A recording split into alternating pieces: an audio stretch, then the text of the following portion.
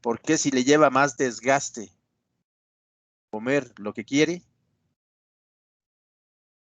lo hace? Habíamos mencionado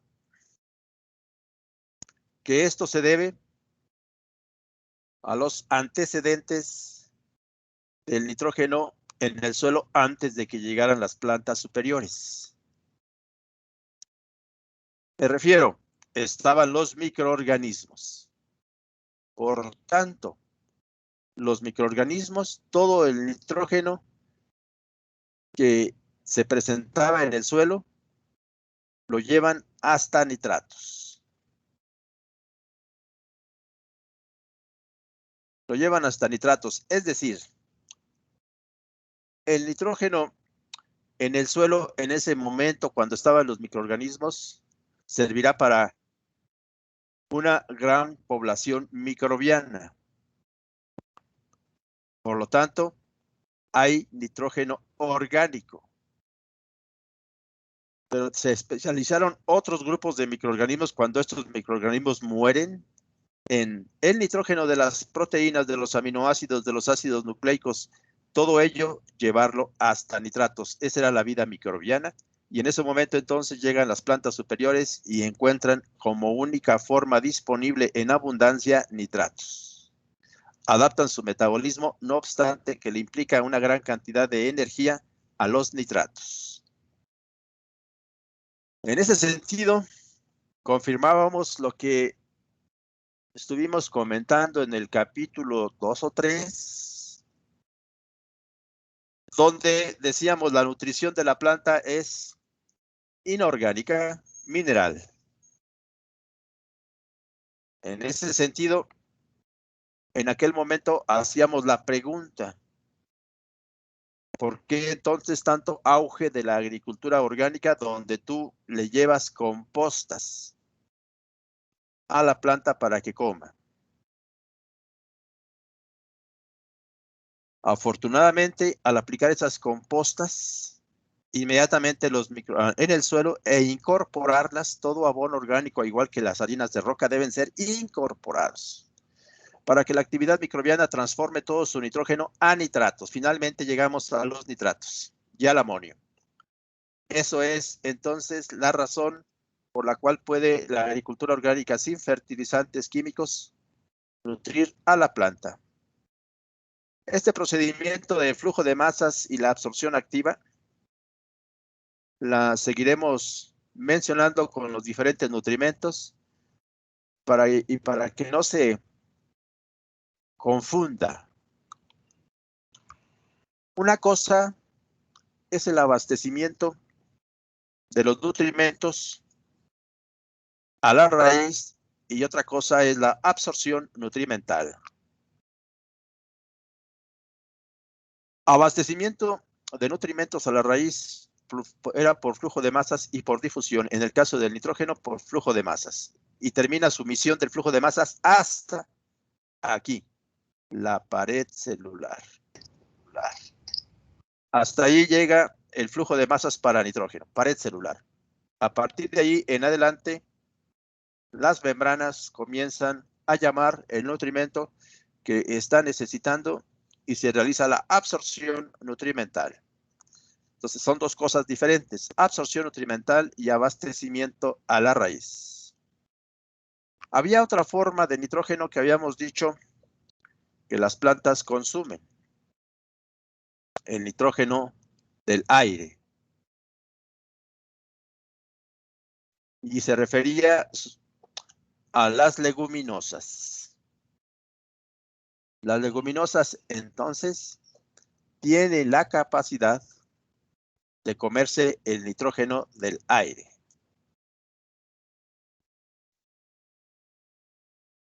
Para que no haya problemas cuando ustedes hagan esta afirmación, tendrán que atender lo siguiente. Aquí están los nódulos donde se procesa el nitrógeno atmosférico. Los nódulos están dentro de la raíz. Están dentro de la raíz.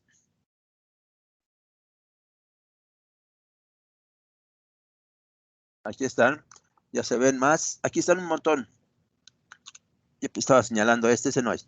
Este va para cacahuate. Es decir, este es el primordio del cacahuate.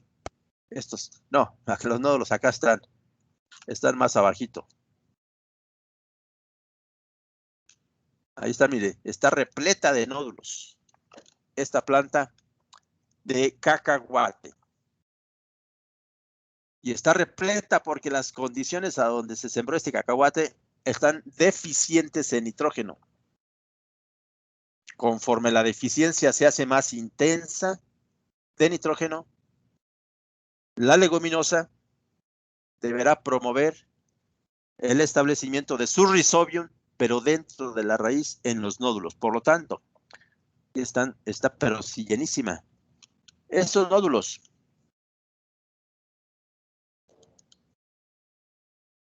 ya forman parte de la raíz. Y estos son los cacahuates, que en un momento más se enterrarán al suelo para terminar su desarrollo. Muy bien, entonces aquí entrará el nitrógeno atmosférico en los nódulos. Y como los nódulos están dentro de la raíz, ya forman parte de la planta. En ese sentido decimos que la planta come nitrógeno atmosférico. Esta situación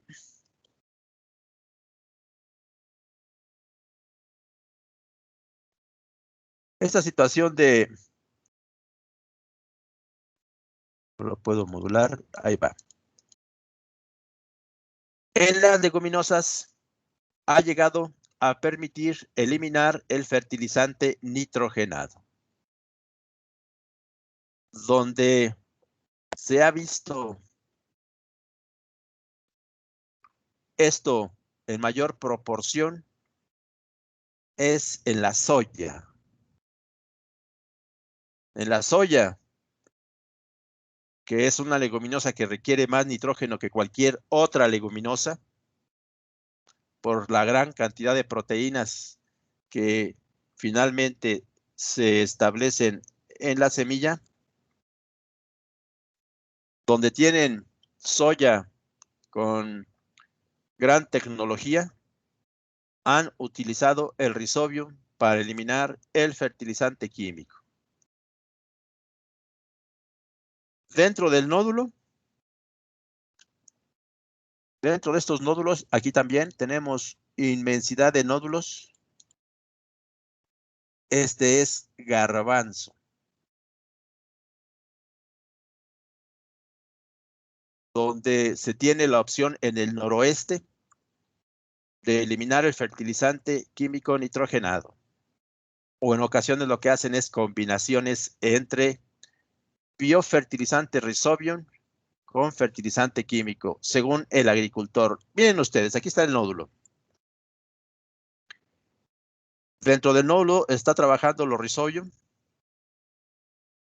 Esta es una unidad de un rizobium dentro del nódulo, donde entra el nitrógeno atmosférico. Aquí es a donde está lo que yo les decía.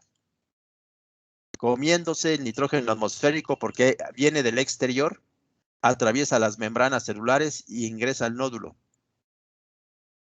Y en virtud de una gran cantidad de energía que invierte la planta para poder asimilar ese nitrógeno, todavía es mucho mayor la energía que requiere que estábamos ubicando con el nitrato para incorporarla al metabolismo. Este nitrógeno atmosférico es una molécula muy estable. Este nitrógeno atmosférico tan estable es que todos los días y a cada momento nosotros llevamos a nuestros pulmones con la respiración enormes cantidades de nitrógeno, porque el aire que estamos aspirando tiene enormes cantidades de nitrógeno. Enormes cantidades de nitrógeno que llega a valores de ¿cuánto? Ayúdenme con ese dato, por favor. ¿A cuánto nitrógeno llega la concentración de nitrógeno atmosférico?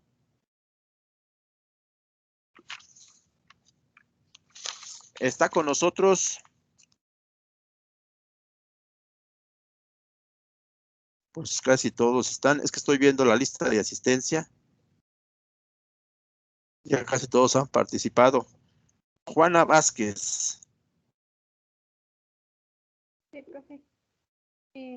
Está compuesto de un 78%. Exactamente, muy bien, Juana. Tiene usted razón. Entonces, cuando estamos nosotros aspirando el aire a nuestros pulmones, nos bañamos por dentro con enormes cantidades de de nitrógeno atmosférico. Nada más aprovechamos el oxígeno y llenamos entonces el aire de CO2 que desciende la sangre, que irriga los pulmones y sale CO2. Pero el nitrógeno atmosférico, ese 78% que me dice Juana, entra y sale intacto. Asimismo, nos bañamos de nitrógeno por todo el sistema digestivo, porque hay aire en todo el sistema digestivo. Nos bañamos de nitrógeno en toda la piel y no pasa absolutamente nada, porque es un material muy estable. Por lo tanto, el Rhizobium y los demás fijadores de nitrógeno tienen que invertir una gran cantidad de energía para hacerlo reactivo. Reactivo. ¿Y de dónde viene esa energía? De la planta. ¿Cómo llega esa gran cantidad de energía por la planta? Pues todos los carbohidratos que vienen de las hojas. Esos carbohidratos tienen que ser procesados mediante la respiración para producir ATPs. Tiene sus organelos procesadores de los carbohidratos como las mitocondrias para producir ATPs. Esos ATPs la invierten en energía para que pueda en la enzima nitrogenasa, aquí está la enzima nitrogenasa, la cual está constituida por hierro otra vez y por molibdeno, puedan romper la molécula de nitrógeno y sumarle hidrógenos. Este NH3 finalmente quedará en forma de NH4 amonio, el cual se puede quedar en la raíz o puede ser transportado hacia todas partes por vía xilema. Este recorrido que hicimos, aquí están los sustratos carbonáceos de que provienen de la fotosíntesis por el floema, son los que alimentan de energía y de comida a todo el Rhizobium. Entonces la planta tiene que invertir enormes cantidades. Por eso es que la planta, cuando le das fertilizantes, nitratos y amonio,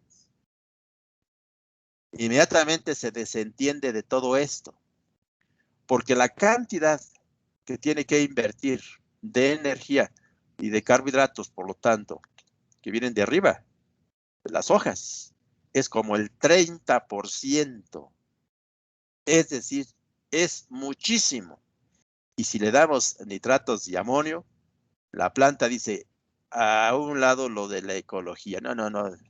Yo lo que necesito, dice la planta, es reproducirme en gran escala. Y si me están dando la oportunidad mediante el nitrato y el amonio, ya formado, ¿para qué invierto yo energía en poder asimilar el nitrógeno atmosférico, que es sumamente difícil? En ese sentido, si a la soya se le diese nitrato y amonio, la soya no permitiría el establecimiento del rizobio, no formaría nódulos y se quedaría con nitratos y amonio. ¿Qué les parece la planta? No es ecológica, nada más se le enseña tantito algo fácil y lo adopta, que es asimilar nitratos y amonio. Pero ante el precio en estos tiempos de los fertilizantes tan caros que subieron del año pasado a este año casi un 70% por el costo del gas. ¿Ustedes han sentido este problema del gas en su casa? Ese gas que sirve para fabricar los fertilizantes nitrogenados, fosfóricos y potásicos, se ha incrementado de manera fuerte, de tal forma que ese costo se lo ha transmitido a los fertilizantes, se han hecho muy caros, y es el momento cuando los agricultores preguntan, ¿existe otra forma? Porque me están saliendo muy caros los fertilizantes. Y es cuando han adoptado los fijadores de nitrógeno. A los biofertilizantes los han abrazado con bastante gusto. Esto lo sucedió en el Bajío. En el año 2008, por ahí también hubo un alza demasiado fuerte de los fertilizantes químicos, al punto que dijeron los agricultores, no, está muy caro, vayámonos por otras vías. Y entraron a las vías de los biofertilizantes con mucha facilidad. Pero en ese caso, ellos nos dijeron, presénteme otra propuesta, porque no puedo comprar fertilizantes químicos, y es el momento, en estos tiempos, de que va a suceder. La urea la quieren ubicar, más no la quieren ubicar, la están dando en 15,000 pesos tonelada. Ya se fue fuera de toda proporción en estos momentos. Por eso es que en las alternativas que vamos a dar, si hace falta nitrógeno, va a ser biofertilizantes también. Muy bien, pero me permití poner esto para decirles esto de que la planta tiene que invertir enormes cantidades de energía. Asimismo, un sistema de fijación biológica requiere mucho fósforo para los ATPs, requiere magnesio porque es la ATPasa, activar la enzima ATPasa, requiere hierro y molibdeno porque son grandes transportadores de sistemas energéticos, los electrones provenientes entonces de la oxidación, de la respiración de los fotosintatos. Esa energía que se deriva del SATP, esa corriente electrónica es la que hace posible el rompimiento de la molécula de nitrógeno. Entonces, un sistema de fijación biológica de nitrógeno no debe tener deficiencias de fósforo, no debe tener deficiencias de magnesio. Y son dos que están bien deficientes en suelos muy ácidos, aparte de la toxicidad del aluminio. Entonces, no pretendan que en un suelo de pH 4.1, que ya hemos corregido, de Cozautlán de Carvajal, Veracruz, puedan instalarse los biofertilizantes. ¿Hay hierro suficiente? Claro que sí, pero el molibdeno es deficiente en los suelos ácidos, entonces lo que se hace es fertilizar con molibdeno a la semilla. El molibdeno, entonces, es el otro punto donde es fundamental. Ya habíamos enseñado un punto donde es fundamental. Aquí está. En la nitrato reductasa, es decir, vamos a reducir esto que está oxidado hasta NH4. Por eso se le llama nitrato reductasa. Esa tiene otra vez molibdeno y hierro, como que se han especializado esos dos, sobre todo hierro aparece más frecuente en los sistemas a donde hay una gran transferencia de energía. Hay una gran transferencia de energía, entonces especializa el uso del molibdeno y hierro. Aquí, en la asimilación de nitratos, hay una gran inversión de energía. Acá, todavía más fuerte en la asimilación de nitrógeno atmosférico, y aparece otra vez molibdeno y hierro. Se les facilita constituirse en conductores de la energía. Y ustedes pueden ver que una corriente electrónica, por ejemplo, el hierro puede oxidarse y reducirse, y se constituye preferentemente en esa transportación de electrones cuando se oxida y cuando los pierde, férrico ferroso. Y en ese momento estar trabajando para romper la molécula de nitrógeno. Eso es la fijación biológica de nitrógeno. Y esas son las necesidades particulares. Por lo tanto, no pretendan manejar biofertilizantes a donde quiera que ustedes estén y suponer que los van a salvar del uso de los fertilizantes químicos, sabiendo que requiere condiciones de suficiencia de fósforo, de suficiencia de magnesio, de suficiencia de hierro y suficiencia de molibdeno. Aseguren eso y entonces sí. Muy bien. La asimilación entonces de nitrato, de amonio y de nitrógeno atmosférico transitará por moléculas sencillas como aminoácidos, aminas, péptidos, amidas, ureidos, para posteriormente formar proteínas. ya sea estructurales, en las membranas celulares o enzimáticas. Ácidos nucleicos, clorofilas, coenzimas, poliaminas, que estas son moléculas especializadas en la protección de la planta, y las membranas celulares. Están hechas de fosfolípidos y proteínas. Esto es entonces el papel que tiene el nitrógeno dentro de la planta para construir moléculas que ustedes pueden ubicar, algunas de ellas en determinantes, por ejemplo, estas dos, ácidos nucleicos y clorofila. El nitrógeno está dentro. Y no solamente eso, sino el nitrógeno forma parte de las enzimas que dan origen a la construcción de estas moléculas. Entonces, por partida doble, el nitrógeno es fundamental para conseguir que se formen. En el proceso de formación, por las enzimas que participan, son proteínas. Y en su constitución misma, tiene nitrógeno, por partida doble. Es por estas razones que en ocasiones alguien supone que ustedes ya no, que el nitrógeno es el más importante porque va a dar origen a la clorofila. Entonces, es decir, si la planta es sin clorofila, pues no, nada. No.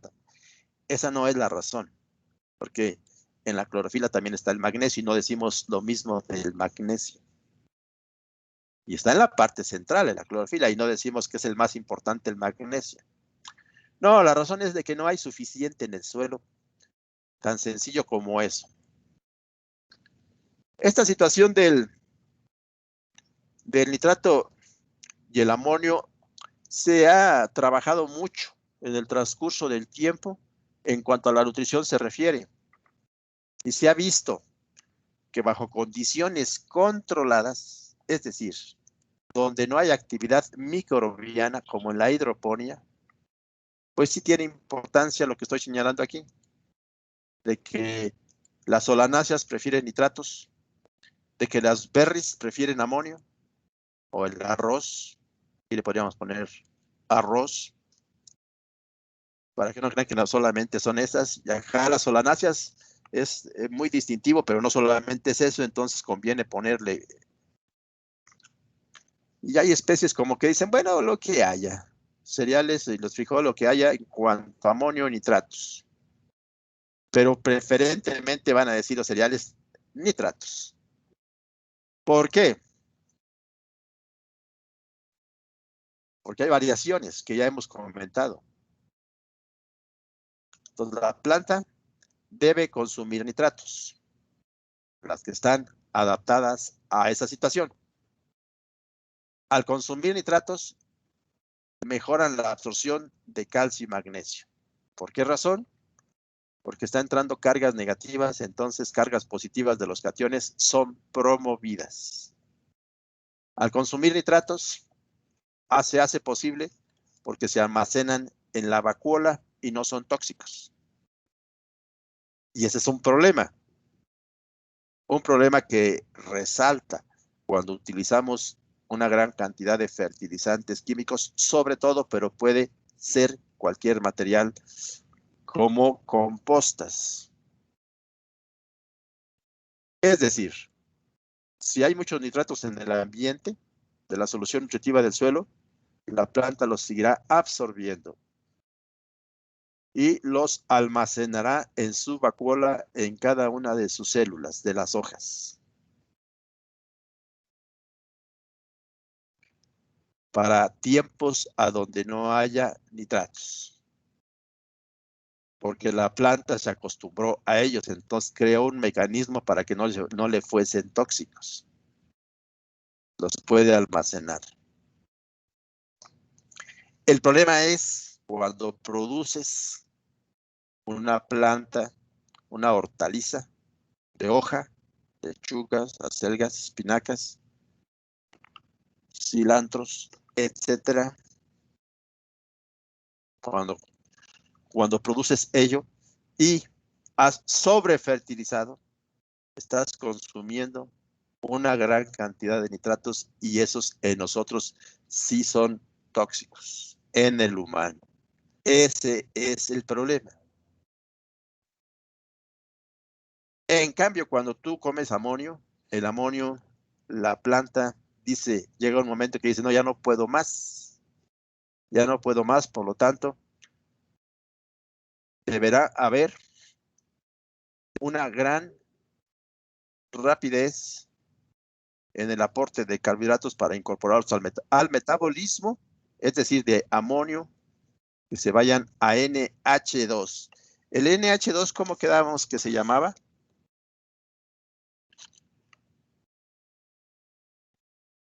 Déjenme ver. Juan Diego. ¿Cómo quedamos en que se llamaba el NH2, Juan Diego?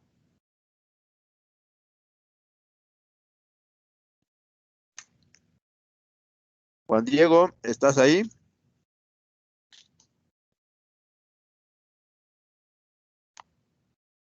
Juan Diego a la 1, Juan Diego a las 2 y Juan Diego a las 3. No está con nosotros Juan Diego. Asael Josafat.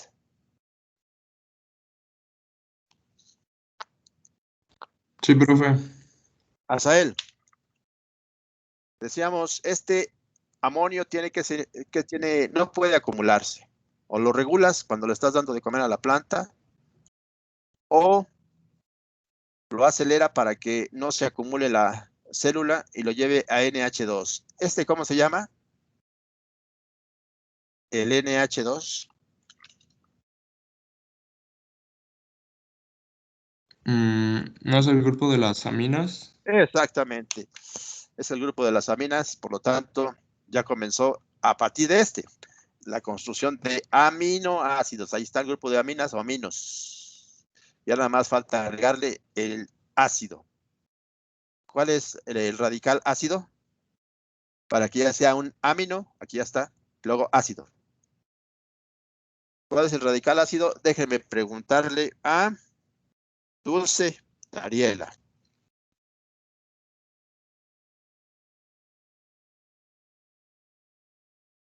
Dulce Dariela, ¿estás ahí? Sí, profe, ¿qué preguntó? Disculpe, es que se está cortando un poco mi audio. Aquí ya tenemos el grupo amino, nada más falta agregarle el grupo ácido. ¿Cuál es el radical ácido? Para que ya sea aminoácido.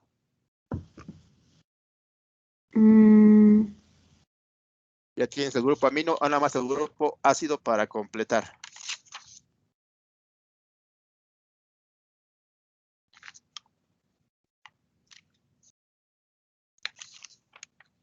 ¿Cuál es el grupo ácido?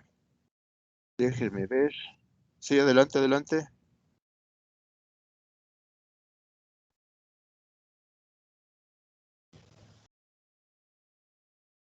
No sé, profe. Bueno, no te preocupes, mira, aquí está para ayudarte Diana Sofía. Diana Sofía, adelante. ¿Estás ahí, Diana? No sé, profe. ¿Podrían ser los fenoles? No, ese es OH. Mira, fenol. Ol es alcohol. OH. Profe, Mande usted, ¿de parte de quién? de Luis Ernesto. ¿Qué pasó, Luis Ernesto? ¿No sería el ion hidronio? No, ese es acidez. Sería el grupo carboxilo. Exactamente. Gracias, jefa. ¿Es usted la jefa? Soy Karina. ¿Usted es apellido quién? Alonso. Karina. Ah, la primerita. Ciertamente, Karina, tiene usted razón. Carboxilo. Entonces, por eso se llaman amino, porque tienen esto, y luego ácidos, porque tienen esto. Ya algunos esqueletos de carbono o hidrógeno y oxígeno, pero esos son los distintivos de los aminoácidos. Bien. Entonces, no podemos permitir que se acumulen por ser tóxicos en sí mismo y adicionalmente, cuando absorbes una gran cantidad de cargas positivas, disminuye la absorción de calcio, magnesio y potasio, que también son de cargas positivas. No puede o no tiene la facilidad para absorberlos o de concentrar tanta carga positiva. Esta situación no molesta a las berries, que habíamos dicho que les gusta a las berries el amonio. No molesta porque no son plantas que acumulen tanto cationes, calcio, magnesio y potasio, calcio sobre todo. Y para resaltar, para enfatizar esto,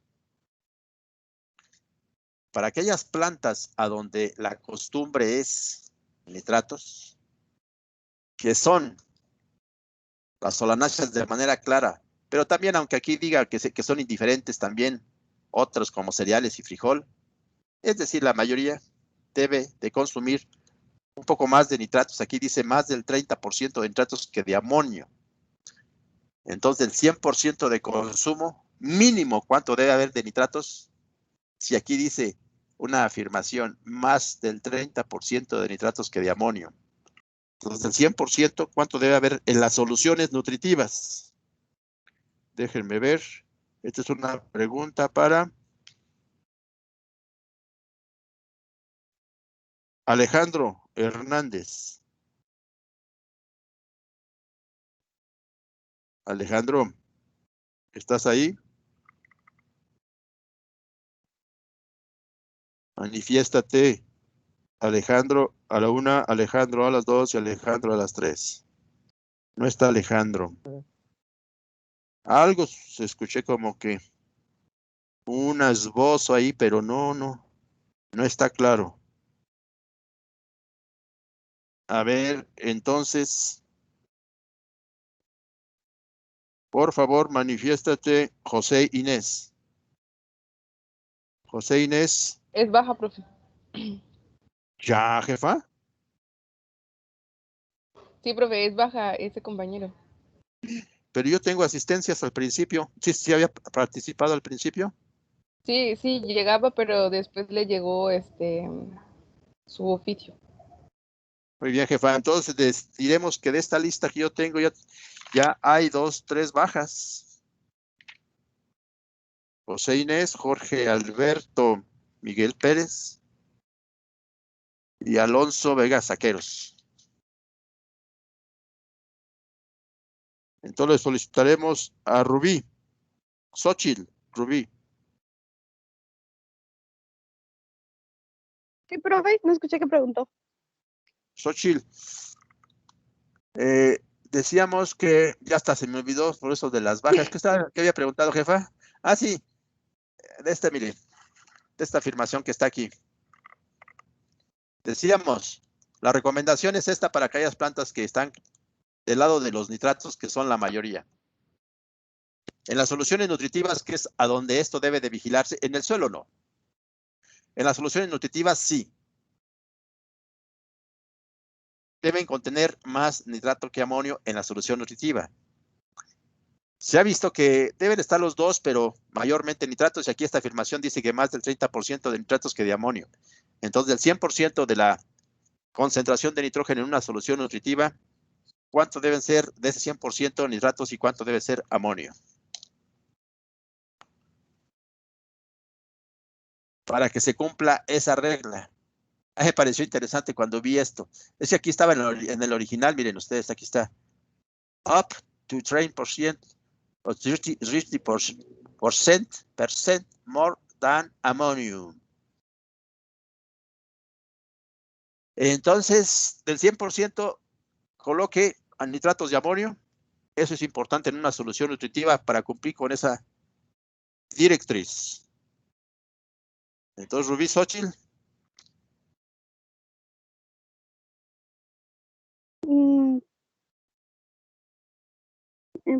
Dice que más del 30% de nitrato que de amonio, o al revés. Ajá. Entonces, escoja dos números que sumados den el 100%, pero que a la vez cumplan con esta directriz. ¿Cuál sería? Pues decía 60, sería un 33, lo de un 66 y un 33%. Exactamente. Muy bien, muy bien. Muy bien, Xochitl. Y normalmente lo que se utiliza es 70-30, pues. Ujú. Van a ponerle el 6-6, como dices tú. Muy bien, y aquí enfatizamos esto que yo les decía, miren, la planta, cuando está acostumbrada al nitrato y solamente hay amonio en la solución nutritiva, comienza como que a competir, de hecho compite. Es decir, se establece como antagónico en el proceso de absorción este cation con el resto de los cationes. Aunque sí favorece la absorción de aniones. Es decir, que sí favorece la absorción de fosfatos. Por eso en ocasiones dicen el fosfato de amonio que es mejor, que porque lleva amonio y que favorece entonces la absorción del mismo fosfato por la cuestión de las cargas eléctricas, pues. Sin embargo, se nota más este problema. Lo que dice aquí, entonces el amonio tiene que ser detoxificado, es lo que poníamos acá. Es decir, detoxificado significa que o no le pongas tanto amonio en la solución nutritiva o el amonio que le estás poniendo debe ser rápidamente transformado a amina para que no se acumule y se transforme en tóxico. Esto es, asimismo, habíamos hace tiempo aprovechado también esta situación del amonio y nitratos con otros propósitos para acidificar la rizósfera. Y decíamos, sí, el suelo es alcalino, acidificar la rizósfera pues está bien, pero si el suelo es ácido, ya no como en este caso. Un suelo que tenía una pH de 5,8, a darle a la planta puro amonio, pudo llevar el pH de la rizósfera a 4,6. De un problema, de un nivel de pH que no es problema para la planta 5,8, casi para ninguna. Sí lo es 4,6 para muchas. Y nosotros lo hemos creado al hacer este trabajo, fertilizar con sulfato de amonio cuando necesita mucho nitrógeno y ponerle a ese amonio un asterisco. Este asterisco.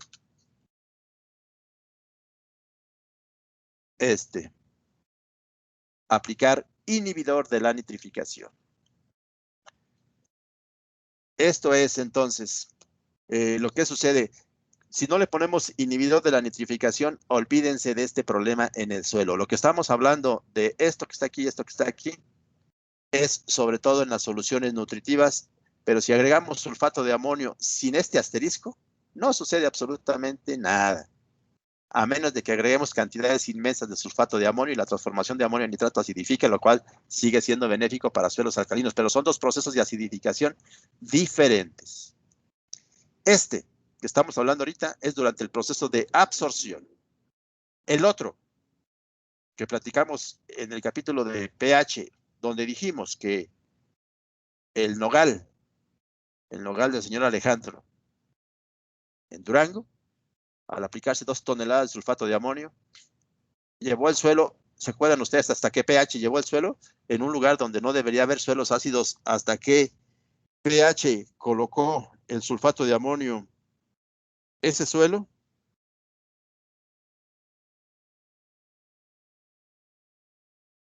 Diana, ¿estás ahí? Ya, Lisbeth, Diana. Sí, profe, aquí estoy. Buenos días. ¿Te acuerdas hasta qué pH lo llevó? Profe, ¿me podría repetir otra vez la pregunta, por favor? Sí, que en este caso el sulfato de amonio que aplicó el nogalero por una mala recomendación, no tanto del fertilizante como sí de la dosis, era demasiado.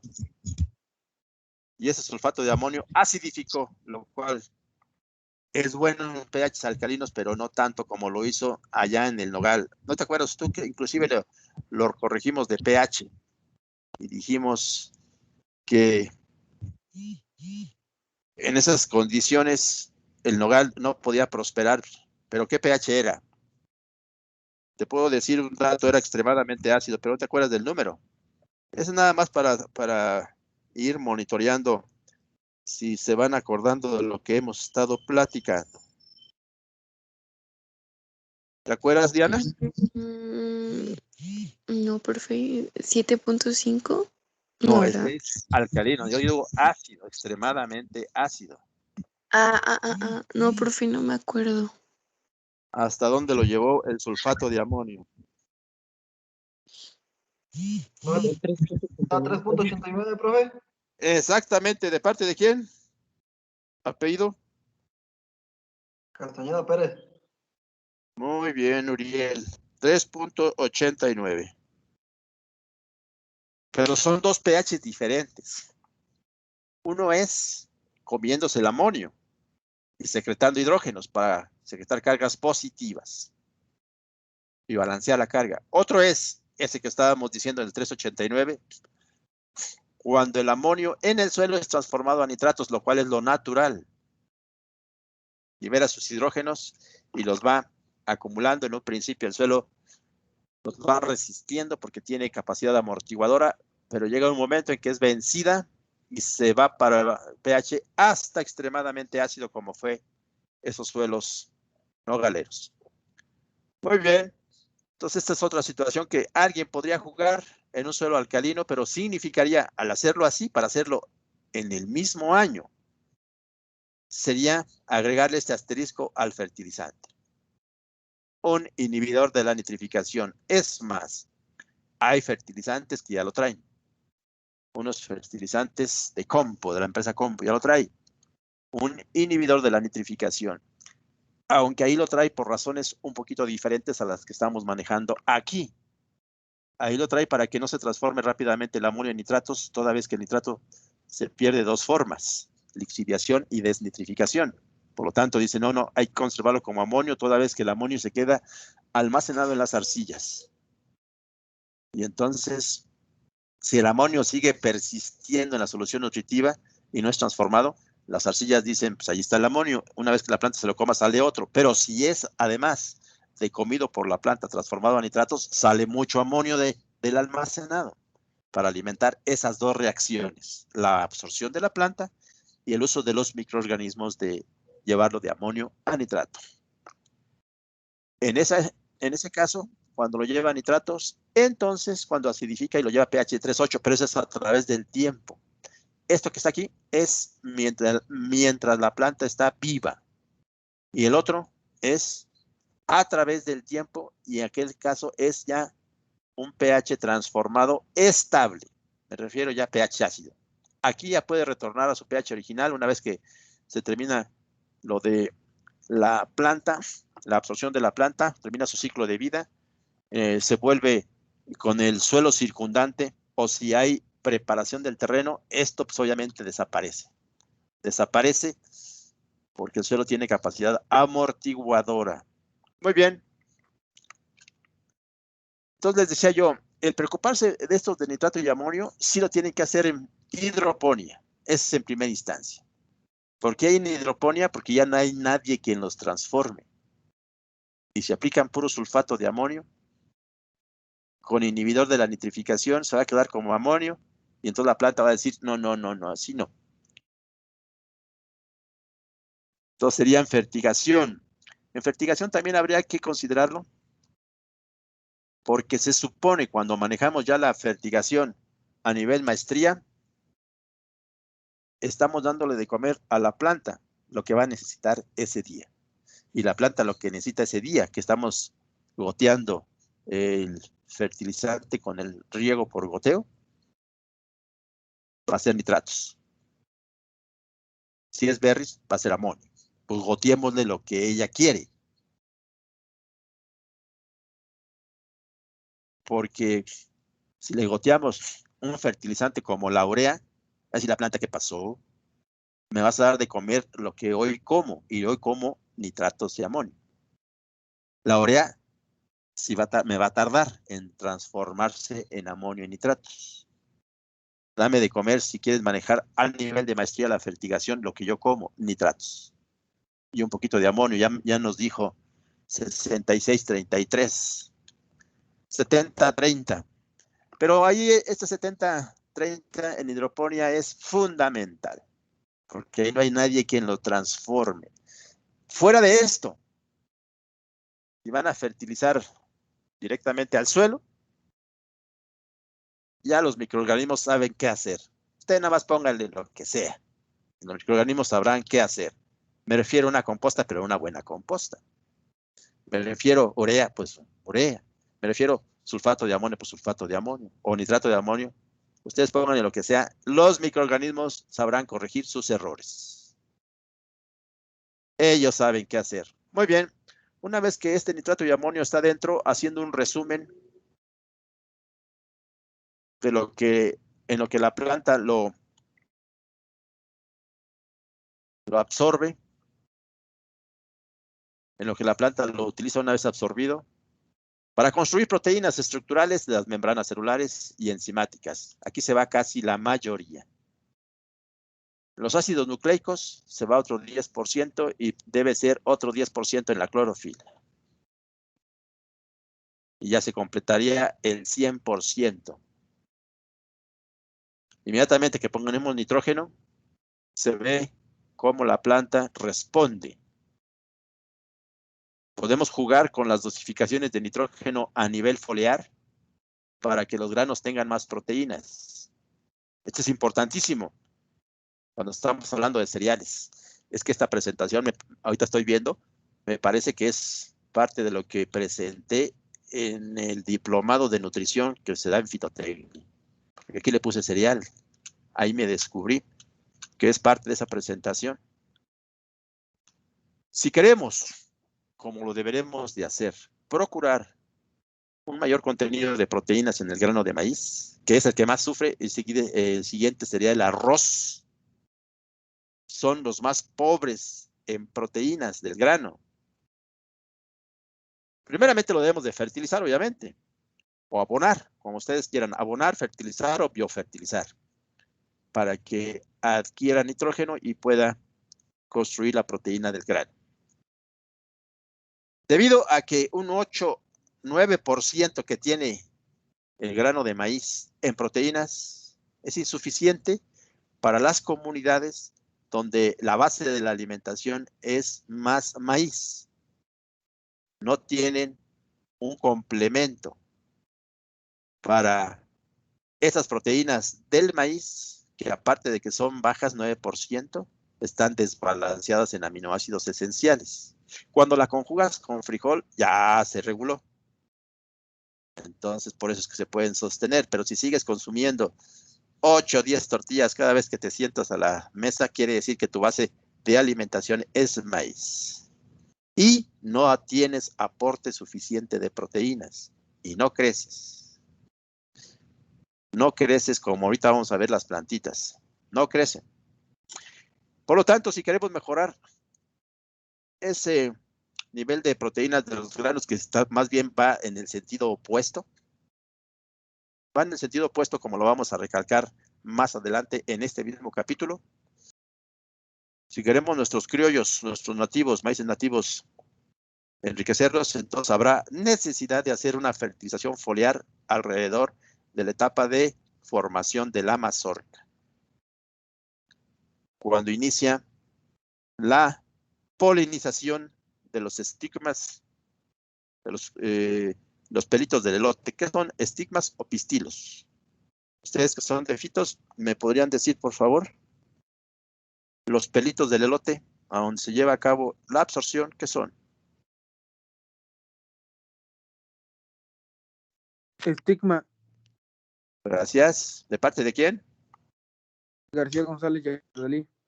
Gracias por su información, Yardalí.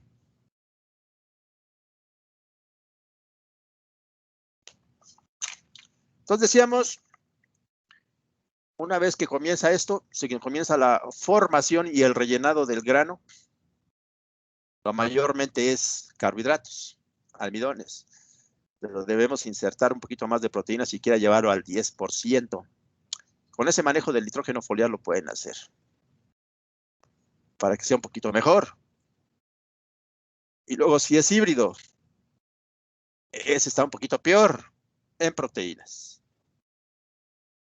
Si se les va en una dosis demasiado alta, hay plagas y enfermedades con mayor frecuencia. Y en deficiencia, de aquí vienen los dos aspectos que ahorita vamos a ver, en deficiencia, la proteína de la membrana del cloroplasto y para construir las clorofilas son las que primeramente se ven afectados, por eso la planta se ve clorótica. Y se ve clorótica en las hojas jóvenes, digo, hojas viejas, primeramente por ser nutrimento móvil. Veamos estos dos, el 7 y el sin número. Ahí está. Color amarillo significa falta de clorofila. Entonces quiere decir que lo que primero se afectó fue el cloroplasto. Y por ser nutrimento móvil, entonces las que van a sufrir más son las hojas viejas. Estas hojas viejas que son las primeras hojas que se pudieron formar con el poco nitrógeno que había en este suelo. Lo absorbieron, lo absorbieron, lo absorbieron. Se formaron, la plantita aparentemente iba bien y de pronto comienzan los amarillamientos. Vean ustedes que no crece bien. Está chaparrita, está muy flaquita, no crece por falta de proteína. Y posteriormente por falta de carbohidratos que las hojas no pueden fotosintetizar porque no hay clorofila. Pues. Ante esto, el maíz y las gramíneas en lo general son muy expresivas. Son muy expresivas, como que quieren entablar comunicación para cuando haya una deficiencia nutrimental, para una vez que el humano comience su manejo, sepa. Dice la planta, bueno, aquí está la manifestación. Comienza las hojas viejas debido a que hay una movilización del nitrógeno que estaba aquí originalmente, es desbaratado hasta nivel de ureidos para enviarlo a la parte aérea con la esperanza de que pueda construir su flor masculina y su flor femenina y alguna molonquito, es decir, alguna mazorquita pequeñita. El objetivo de la planta es la perpetuación de la especie. Y hacer todo lo posible y se ha entonces evolucionado en ese sentido. Y nosotros solamente lo que vemos es la forma como se va manifestando. Ven ustedes, las hojas viejas se secan antes de tiempo. Porque han sido sus nitrógenos exportados a la parte aérea y comienza entonces a morir de la punta de la hoja y se va muriendo, una vez que se ha vuelto amarilla, se va muriendo por la nervadura central. Por la nervadura central. Todas las hojas viejas entonces están amarillas y las hojas jóvenes están verdes, pero este verdor posteriormente será sacrificado, sus nitrógenos, para irse al grano. Y como se va a irse de aquí al grano, entonces ya no va a haber clorofila, entonces el grano va a quedar con 2, 3 granitos. Una mazorquita pequeña, un molonquito que también se le dice, ¿no? Esa es la deficiencia de nitrógeno. Aquí este agricultor lo que quiso nada más es sembrar maíz para que no le quiten del terreno, pero darle de comer nada. Todo el mundo sabe que el nutrimento que más van a carecer las plantas, cuando menos es lo que hace todo el mundo pretende que sabe, es nitrógeno. Que le pudiera haber arrimado algo de urea, algo de abono, un abono o algo, porque aquí la planta está sufriendo de hambre. ¿Y quién de ustedes pretende traer una vida a este mundo como es una planta y luego dejarla sin comer? Eso es como que una injusticia, ¿no? Traer una vida al mundo para no darle de comer, pues mejor no traiga nada. Porque esta planta está sufriendo de deficiencia de nitrógeno, te lo está diciendo que está deficiente en nitrógeno. Póngale algo aquí. Obviamente que ustedes no van a tener plantas como estas, van a tener plantas verdes, sino qué sentido tiene su educación. Verdes, y más bien están preocupados por los altos rendimientos más que por este tipo de plantas. Nada más se las muestro como una situación que pueden encontrar en el camino. Aquí está la deficiencia de nitrógeno, donde se ve claramente la diferencia con esta del potasio. La del nitrógeno es esta, miren. Se puede, pues, un poquito confundir. Las hojas viejas se ponen amarillas, y ese amarillamiento comienza de la punta, se va por la nervadura y hacia toda la hoja. Y mueren de forma prematura. Aquí no debieron haber muerto estos tan rápidamente. Igualmente el trigo, las hojas viejas mueren prematuramente. Es que me toca dar el módulo de nutrición de cereales y me parece que tomé ahora esta de cereales, porque son más expresivos los cereales. Aquí tenemos una deficiencia doble de nitrógeno y de hierro. Aquí tenemos solamente la de hierro y aquí tenemos solamente la de nitrógeno. Aquí tenemos una normal en este sorgo. Ahora, decíamos, esto no es para ustedes. Ustedes en sus huertos van a tener en sus campos puras plantas verdes. Y en ocasiones hasta se van a pasar de nitrógeno. Para aquellos de agricultura intensiva, los excesos también son malos. Se descontrola la planta en crecimiento vegetativo a expensas del crecimiento reproductivo. ¿Y quién va a querer aquí puro follaje en el jitomate? Pues.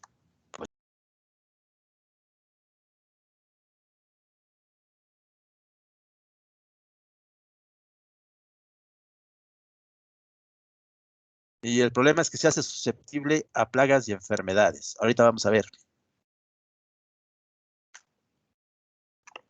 O lo que yo les decía. Si consumimos verduras de hoja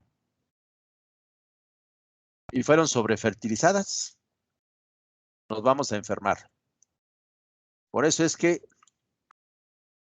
si no tienen la seguridad de dónde vienen las hortalizas, pueden tener varias cosas. Si vienen del distrito de riego de Mezquital, regado con aguas negras y además de ello fertilizadas, pueden traer dos cosas.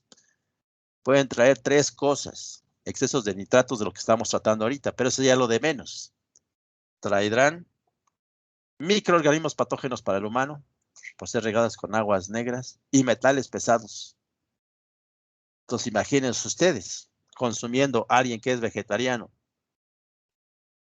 este tipo de material, que tenga esas tres condiciones, porque hemos visto cómo algunas zanahorias son regadas con aguas negras y luego lavadas en los canales. Pues no. Para el humano también eso es malo, hasta para el ambiente, la eutroficación. Bien, en ese sentido, se requiere un uso racional del nitrógeno. Y esto es lo que a continuación viene. Saquen sus calculadoras. Este quedó muy atrás. Miren, antes de entrar, saquen sus calculadoras. Es que como lo muevo, como lo estoy moviendo ahorita y en ocasiones no lo regreso. Entonces, miren ustedes, esta situación de exceso del nitrógeno, decíamos, también lleva a plagas y enfermedades. Entonces aquí, exceso de nitrógeno es un descontrol del crecimiento y desarrollo. Todo el nitrógeno se va al metabolismo primario a expensas del metabolismo secundario. Entonces aquí tendríamos crecimiento vegetativo,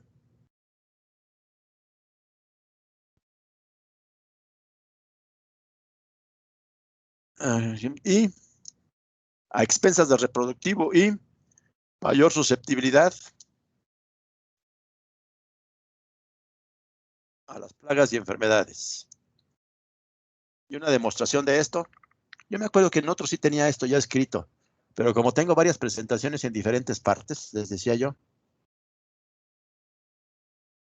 tomé la de diplomado porque viene una forma que queda muy bien para este año. Una forma de las fuentes de nitrógeno. Por eso es que lo traje. Se adapta a lo de este año. Bien. Mayor susceptibilidad a las plagas y enfermedades porque descuida la planta cuando consume mucho nitrógeno. Ya ni siquiera amonio ni nitrato, sino los dos. Aunque está en solución nutritiva, fue demasiado nitrógeno. Descuida el metabolismo secundario, se va por todo el metabolismo primario, donde el crecimiento vegetativo es favorecido. Entonces se le va en puro follaje, follaje, follaje, follaje, y luego las ramificaciones. Entonces se pierde control de este jitomate. Tenemos que quitarle los chupones para que no vaya dando muchas ramificaciones y al rato no produzca, sino simplemente por el peso de la planta, pues va a caerse todo, se va a desgajar todo. Entonces, ese descuido del metabolismo secundario a expensas del primario, más bien favoreciendo el primario, hace que la planta tenga muy pocas posibilidades de defenderse frente a plagas y enfermedades como fue esta. Una planta con altas dosis de nitrógeno va a ser presa de algunos hongos. En este caso, hongos. También tenemos, va a ser presa de varias plagas. En otras presentaciones tenemos plagas y tengo una presentación exprofeso de la nutrición y su incidencia en el control de plagas y enfermedades. Bueno, ahí está. Pero finalmente llegamos a esto. Se requiere un uso racional del nitrógeno.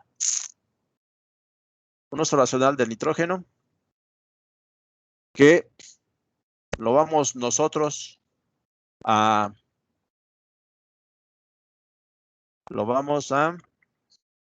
Déjenme ver cómo está esto. Déjenme acomodarlo.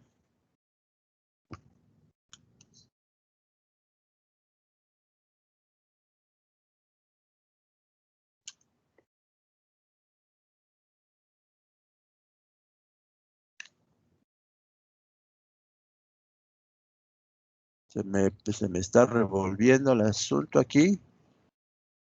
Mejor me voy a donde están.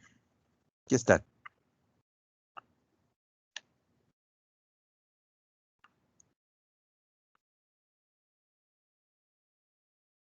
Bien.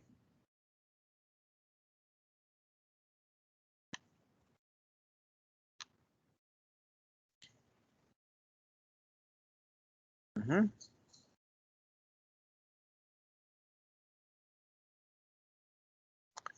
Muy bien.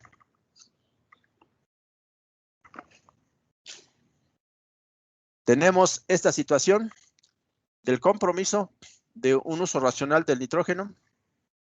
Para eso necesitamos, decíamos, hacer números, hacer cuentas. Vamos a calcular cuál es la demanda de nuestro cultivo para no ponerle de más. Asimismo, considerar cuál es la oferta del suelo para no ponerle también de más. Y cuando estamos haciendo el cálculo por la vía de fertilizantes químicos, utilizamos esto de eficiencia, pero en este momento lo vamos a retirar, porque ya salen muy caros. ¿Alguien de ustedes ha tenido contacto con los nuevos precios de los fertilizantes? ¿Saben cuánto vale el kilo del fosfato diamónico? Aunque... ¿Mande usted? ¿Alguien abrió micrófono? Matías López. Sí, profe. Buen día. Buen día. ¿Has tenido contacto con los fertilizantes este año? Pues ahorita no. ¿A qué horas? ¿Cuándo vas a fertilizar o no vas a sembrar este año? ¿No vas a ayudarle allá a la familia o... Bueno, pues sí, desde abril por ahí más o menos, creo que el bulto aquí estaba llegando a 400 de sulfato de amonio. Imagínate, de sulfato de amonio, 400 pesos. Sí, profe, hasta 3.90 creo. Mi papá todavía lo agarró en 3.50 creo. Ajá, entonces, eso fue en abril, y si fueras ahorita, andaría 400 y fracción. sulfato de amonio, el bulto. Eso es carísimo. Comienza entonces. De hecho, profe. Mande usted, ¿de parte de quién? De hecho, de Yagdalí, yo también me enteré que fertilizantes van a subir casi el 50% el año que viene. Así es decir, tenemos un problemón ahorita con el costo de los hidrocarburos, gas que se utiliza para la construcción de los fertilizantes nitrogenados. El gas. Entonces iba a haber una situación de crisis para el uso de los fertilizantes nitrogenados. No van a querer utilizarlo los agricultores porque eso llevaría a costos de producción que después no quieren pagarles con las cosechas. El maíz, por esa misma razón, está subiendo bastante el kilo, bien por los que sembraron maíz y pueden venderlo. Está subiendo, pero mal ahorita por los que apenas van a sembrarlo y requieren comprar fertilizantes. Bien, entonces, en ese sentido, por eso es que le borré. Se lo borré. Vayámonos por otras vías. La primera parte de esta ecuación es calcular la demanda nutrimental. ¿Ya tienen todas sus calculadoras? Está constituida por la demanda, por la meta de rendimiento primeramente. Es aquí donde yo mencioné al principio de pH, me parece fue en la clase de pH, que debemos de conocer el sistema de producción para dar lugar a las recomendaciones. La meta de rendimiento, ¿cuánto va a rendir tu maíz en tu zona? Si se supone que lo vas a darle de comer, lo vas a nutrir de lo que le haga falta, hasta donde la precipitación te lo permita. Si tienes agua en abundancia, entonces no te midas en nutrición, que tu cultivo te lo hará redituable. Para eso entonces tienes que darle un número. ¿Cuánto es tu meta de rendimiento de tu maíz en tu región? Porque nosotros ya tenemos cuánto extrae tu maíz por tonelada. Tú aquí le pones toneladas y ya lo multiplicamos nada más cuánto requiere para producir una tonelada y lo multiplicamos y ya tenemos la demanda de nitrógeno del cultivo. Información. Adelante. Eso que menciona de que ya tienen la cantidad que demanda el cultivo, no varía por variedad y por lugar, por ejemplo, en el norte o en el sur, que son que el clima es diferente, pues. No, lo que varía es el rendimiento. Y se conserva más o menos constante. Lo que sí tenemos y vamos a usar, hay una gran diferencia enorme. Cada vez se hace más ancha, no, más amplia la diferencia entre híbridos y nativos. Maíces híbridos y maíces nativos. Ahí sí, los tenemos que trabajar por separado. Ahora bien, ciertamente va a haber una diferenciación dentro de nativos entre una variedad y otra. Y una diferenciación entre híbridos. Y mientras no conozcas esa diferencia, se trabaja con las que tenemos que están siendo actualizadas, sobre todo las que vamos a mostrar ahorita, la de maíz híbrido, con un trabajo que se hizo por 3 años, de 17, 18, 19. 2017, 2018, 2019. Entonces, no tengas preocupación. Ahora bien, si quieren de otros cultivos, que no sea maíz, que es el que vamos a trabajar, aquí está. Hay muchísima información en la literatura. Muchísima información para saber la extracción nutrimental de los cultivos, para conocer este dato. ¿Cuánto requiere tu cultivo para producir una tonelada? Ahora todavía se va a sumar aún más. Ya el internet está suficientemente enriquecido como para ponerle allí en Google extracción nutrimental de tal cultivo.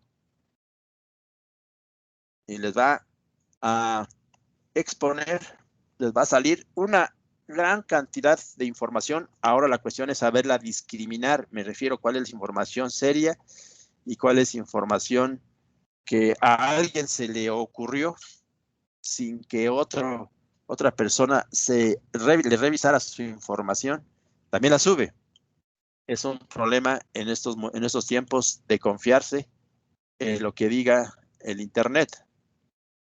No es antes lo que hacíamos era con libros y los libros son revisados. Entonces no había problemas. Entonces aquí les doy libros revisados de Berch, el libro de Castellanos, el libro de Domínguez. Todos ellos están en la biblioteca de fitotecnia y de suelos. O se van a una información que es un poquito vieja, pero todavía sirve para fertilizer.org. También Informaciones Agronómicas de Hispanoamérica, es una serie de revistas actualizadas hasta el 2019 que pueden ustedes bajar de forma gratuita. Es una revista revisada por IPNI, International Plant Nutrition Institute. Entonces, esa sí es confiable. Bien. Antes de entrar a hacer el cálculo, déjenme mostrarle que el maíz es, en cuanto a este dato, es una especie que ha dado bastantes sorpresas. ¿Hasta dónde es capaz de rendir el maíz cuando le dan las condiciones apropiadas? No sabemos todavía. Lo que sí sabemos es que hasta este momento, en esta ficha de internet pueden ustedes encontrar hasta el año 2020 la revista que hace un recuento de un concurso. Aquí está, Corn Yield Contest. Aquí la gráfica solamente está hasta el 2018, pero ya tenemos hasta el 2020. Aquí son agricultores los que concursan, no es a nivel de parcela experimental. Y hasta el 2017-2018, que está en la gráfica, tenemos que actualizarla, estaban hasta 34 toneladas por hectárea. Son dos agricultores, David Ula y Randy Dowdy. Concursaron en categorías diferentes. Ula, en la categoría de mínima labranza, rendimiento, que es un fertirriego, y Randy Dowdy concursó en riego convencional, pero los dos andaban ya en las 34 toneladas por hectárea. Viendo la información más actualizada,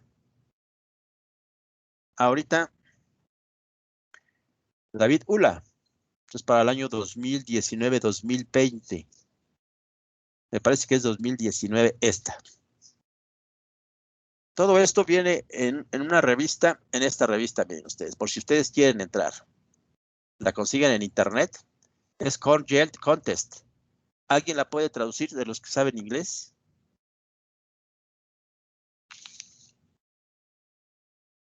¿Qué quiere decir Corn Yield Contest?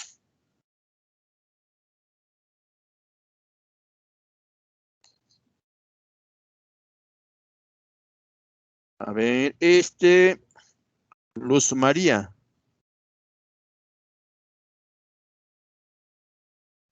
¿Estás allí, Luz María? Sí, profesor, aquí estoy. Muy bien, Luz María. ¿Puedes traducir el nombre de la revista? Corn Yield Contest.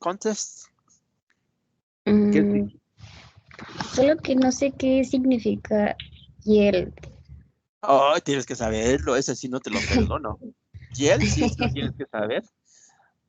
Bueno, vete a tu teléfono y ahí ponle ahí Corn Yield Contest para ver qué te dice. A ver, que te puede ayudar otro. Ahora voy, profe. Por favor. Es concurso nacional de rendimiento del maíz, profe. Exactamente. ¿De parte de quién? ¿Apellido? Castañeda Pérez. Castañeda Pérez. Marcos Uriel. Muy bien, Marcos. Tienes razón. Es el concurso nacional en rendimiento de maíz en Estados Unidos. Los que estoy mostrando ahora ya son los del 2019, ya están los del 2020, pero no lo he actualizado. En el 2020 ya aparecieron otros. David Ula tuvo algunos problemitas, porque cualquier cosita que no te salga bien, que descuides, si viene el rendimiento para abajo, y hablo de venirse para abajo, de venirse de este rendimiento que tuve en el 2019, transformen a otra vez en su celular 616.2 bushel por acre a toneladas por hectárea. Transfórmelo, por favor. Bushel por acre a toneladas por hectárea. En maíz, porque los bushel son diferentes según los cultivos. Es una situación que no han adoptado el sistema métrico decimal, y para los que no estamos inmersos en esto en Estados Unidos, es un lío, esto de los rendimientos en bushel. Pero así los dan. Todavía aquí en esta revista del 2020 que da los resultados del 2019. Ya salió la revista que da los resultados del 2020 que salió en 2021, este año. Entonces, 616.2 bushel por acre a toneladas por hectárea. ¿Cuánto es?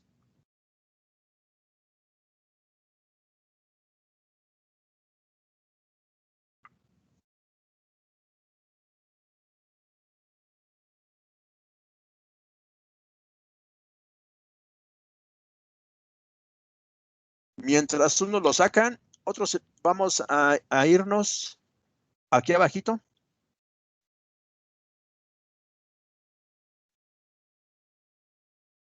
En este último párrafo, anual soil testing, hasta donde termina, hasta aquí donde está la punto.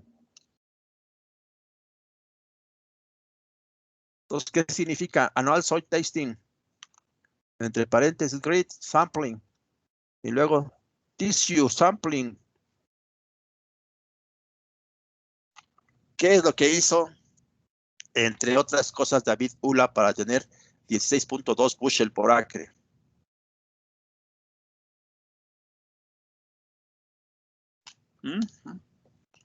Muy bien, entonces, ¿quién ha hecho ya el cálculo de bushel por acre, toneladas por hectárea? Son 41.44. 41 toneladas por hectárea. ¿Qué les parece? 41 toneladas por hectárea. O sea que el maíz nos sigue sorprendiendo. Y este es un agricultor, obviamente, con mucho dinero y con mucha iniciativa. No es suficiente dinero. Con mucho ingenio para poder. Él sí quiere su maíz. Porque no solamente va todos los días a verlo, no, va todos los días a atenderlo. Y una forma de atención es lo que digo acá abajo. ¿Qué es lo que hace, entre otras cosas, para la nutrición y poder sostener 40 toneladas por hectárea? Imaginen ustedes 40 toneladas por hectárea de maíz. ¿Se las habían imaginado ustedes alguna vez? 40 toneladas. ¿Qué es lo que hace? Mande usted. Pero, más o menos, como qué densidad de siembra andan manejando. Exactamente. Qué buena pregunta. Aquí está, population, 52.100 plantas por acre. Llévalas a plantas por hectárea para que veas la densidad de población. Porque ya es población, no es densidad de siembra, sino es la densidad de población. Son plantas por acre. Ahora llévala a plantas por hectárea. Les decía yo que necesitan sus calculadoras, necesitan sus celulares, echarlos a andar.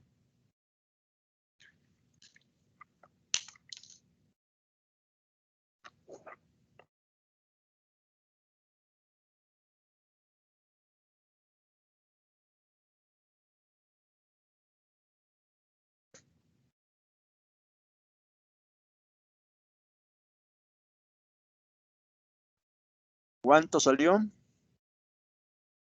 Plantas por acre. Es aquí adentro lo menciona, déjame ver.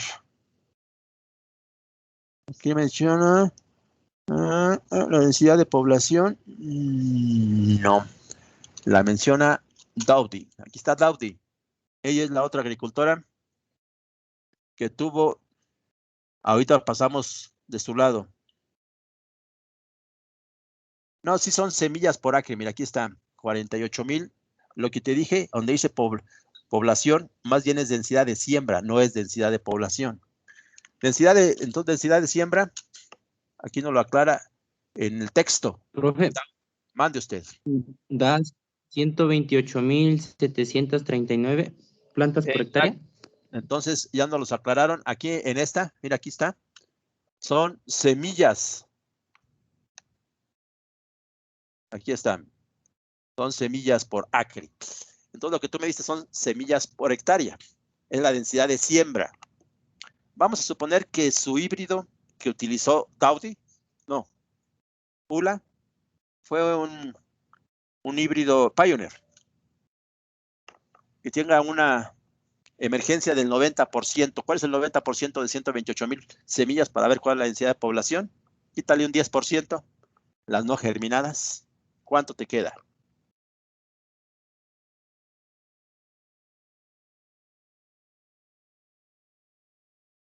$115,200, profe. Así es.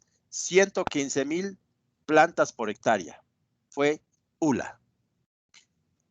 Pero él las quiso. Quererlas en toda la extensión de la palabra, porque les decía yo, sí, va todos los días a la parcela, como todos los agricultores. Pero él sí las atiende de todo a todo.